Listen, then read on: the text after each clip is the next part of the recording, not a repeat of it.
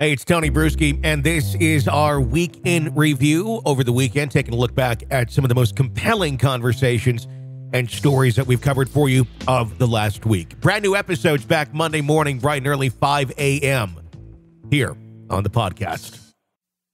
This is the Hidden Killers Podcast. The Hidden Killers Podcast with Tony Brueski. Quite a discovery, quite an arrest, quite a moment on Friday afternoon when a lot of us are starting to get ready to relax and go to the weekend and take a deep breath.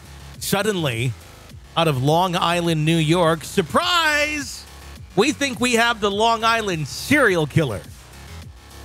And what an interesting individual this seems to be. Jennifer Coffindaffer is joining us, retired FBI special agent and Hidden Killers contributor. Jennifer, what do we know thus far about the man that they are very confident is the Long Island serial killer, Rex Heuermann? Well, he's being suspected, basically linked to a hair that was identified. And that hair, of course, revealed DNA and, in other words, hair on the victim left by the individual who is believed to have killed her. And then there was a piece of pizza crust that was recovered through by law enforcement of the suspect. And that DNA was a match. And so that's the reason we now, law enforcement meaning, has a suspect.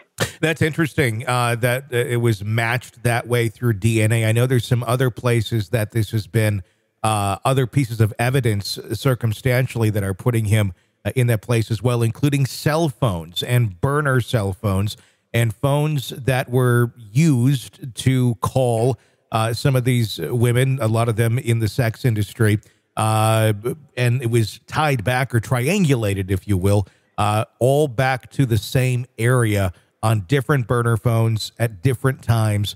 But it was all going to the victims of this, and the triangulation points it back very close to the vicinity of where Mr. Heuermann's home was. That's another interesting piece as we look at triangulation of cell phones and how accurate it can be in terms of right down to the very couple feet or all the way to a large district. What are your thoughts on that with the cell phone triangulation, adding this on top of the pizza crust?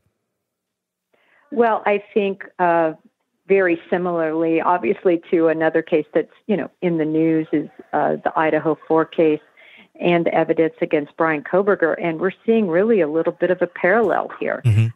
That's what law enforcement is going to look at. They want to see the scientific / digital forensic footprint and to see if they coincide. And in this case, they do. Someone like this who has been free for all these years, not even really suspected, it seems, by almost anyone, just living amongst us as allegedly a hidden killer, if you will. Are we going to end up looking back at this and see more signs when we start to examine him and his life of the last 10 years? You think that may point us to go, oh, well, when you put that into perspective, that does add up more.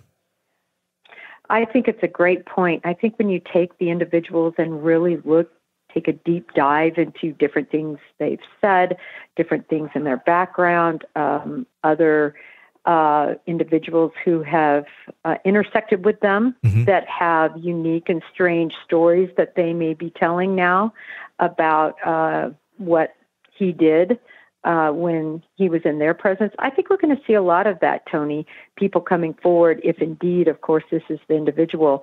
And I do find it odd that there was this dormancy of time where possibly we don't have connected crimes. So I would also be looking for more crimes to possibly be connected with him.